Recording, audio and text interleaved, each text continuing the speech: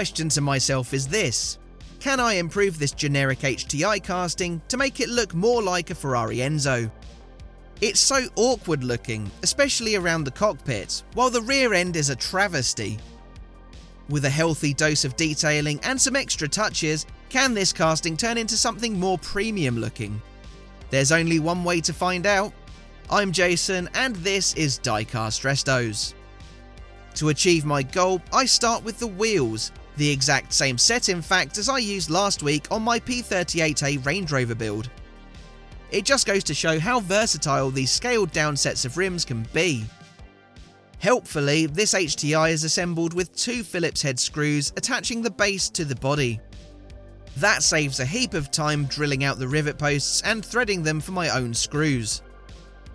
This interior piece is quite basic, but they have captured the general arrangement of the engine bay. So I'll detail that to get it looking more authentic.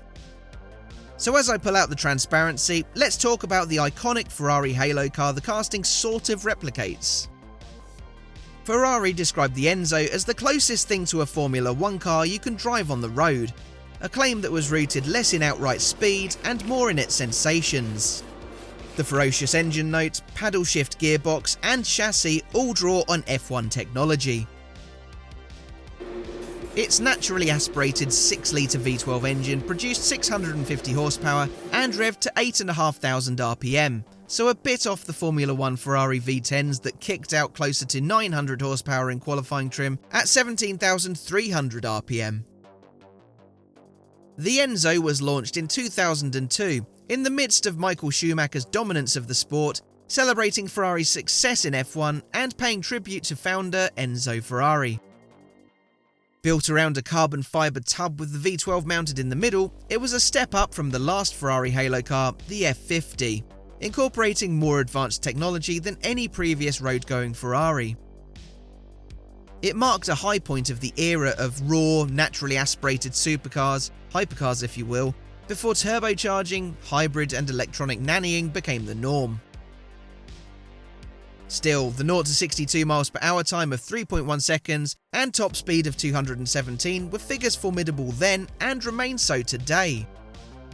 498 units were built, including test mules, and its exclusivity made it an instant collector's item. Ferrari sent out purchase invitations to existing customers, specifically those who'd bought an F40 and the F50. At launch, it cost almost $660,000, though asking prices have now reached as high as 8 figures. The car's body was designed by Pininfarina, yet prioritised function over beauty, using airflow rather than large wings to generate downforce. A flat floor, rear diffuser and active rear spoiler ensured stability at speed. The 6-speed, automated manual paddle shift gearbox delivered lightning-fast shifts for its time, while its carbon ceramic brakes gave it immense stopping power. Like its Formula 1 brethren, it used pushrod suspension and had adjustable dampers. Inside, the Enzo was barren, all in the pursuit of performance. Carbon fibre dominated the materials, and luxuries were minimal, though it did introduce features now common in Ferraris, including steering wheel controls, shift lights, and adjustable traction control modes. It faced stiff competition at launch from F1 rivals McLaren Mercedes with their SLR, and from Porsche's Carrera GT. While the SLR leaned into being more of a Grand Tourer, the Carrera GT matched the Enzo's focus, offering an exciting analog driving experience. In 2004, Sports Car International ranked the Enzo third in their top sports cars of the 2000s list. Motor Trend Classic gave it 4th of 10 in their list of greatest Ferraris of all time. However, it wasn't all positive though, as Bloomberg Businessweek described it as one of the 50 ugliest cars of the past 50 years, due to its excessive curves and angles. The Enzo was produced between 2002 and 2004, and its successor arrived in 2012, La Ferrari, which embraced hybrid technology, leaving the Enzo as Ferrari's last naturally aspirated flagship hypercar. The Enzo did spawn a variety of related cars. There was the FXX, which was a track car that was sold to customers, but Ferrari retained and maintained the car, making it available for use on selected circuits as arranged by the company.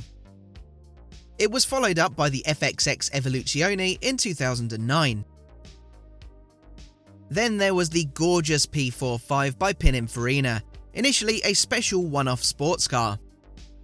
James Glickenhaus commissioned his Enzo for the project, as an homage to the great Ferrari racing cars of years gone by.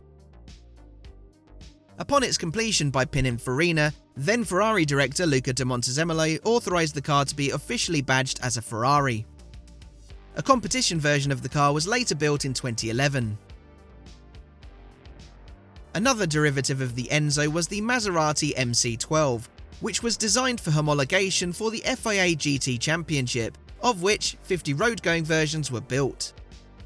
Similar to the FXX, the MC12 Versione Corsa was produced for racetrack-only use. To celebrate Pininfarina's 75th anniversary, an MC12-based functional concept car called the Maserati Birdcage 75th was produced. It was named in honour of the Maserati Tipo 61, commonly referred to as the Birdcage. Anyhow, enough of that, and let's recap on what we've achieved so far in this video. So the model has obviously been repainted in the authentic Tamiya TS8 Italian red, reserved these days specifically for Ferraris. I've detailed the interior a little to give it a bit more interest, and I've affixed the headlight and Ferrari emblem waterslide decals. Then I've gone to town on the exterior in my attempts to fix its weird cabin and rear end in particular. The A-pillar was one of the biggest problems originally, as the manufacturer had given the side windows a black surround, but left the A-pillar and small quarter light window painted red, giving the cockpit a really unusual shape. I've simply gone over it with gloss black, and I will be adding ammo wet effects to the glass section to make it look more authentic. Obviously, all of the vents and grills have also been filled in, but that rear diffuser was the other point of contention. I've used a lot of black paint in an attempt to fix that. A chrome base and Sharpie over the top has formed my lighting, with Citadel Gloss Nuln Oil covering those for added depth. I then coat the headlight decals and quarter lights with ammo wet effects for that glass-like reflective finish.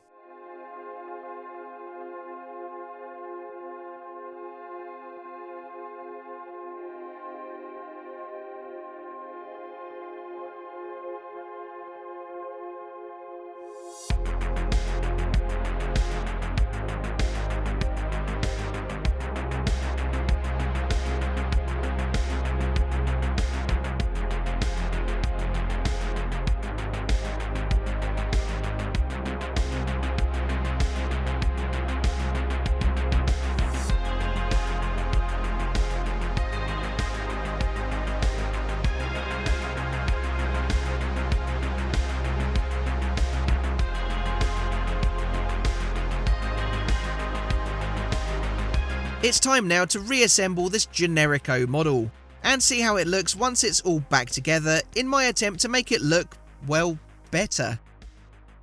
With the transparency in and the interior following, it's just a case of putting the wheels in place, and then I can reattach the base, securing it with its factory Phillips head screws.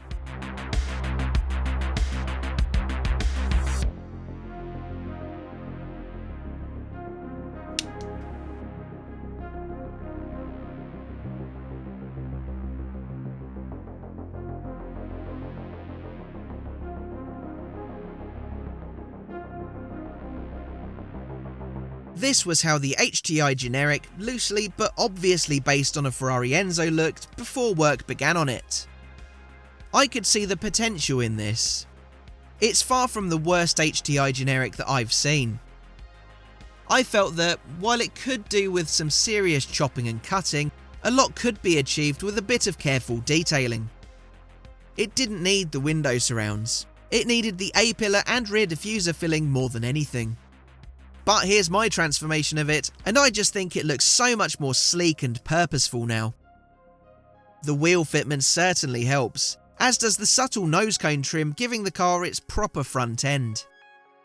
I could have cut holes in that A-pillar, but I feared it might really weaken the roof. I'm pleased though with the simple black paint and ammo wet effects fix. The same goes for the rear diffuser, simple but effective in achieving the end goal.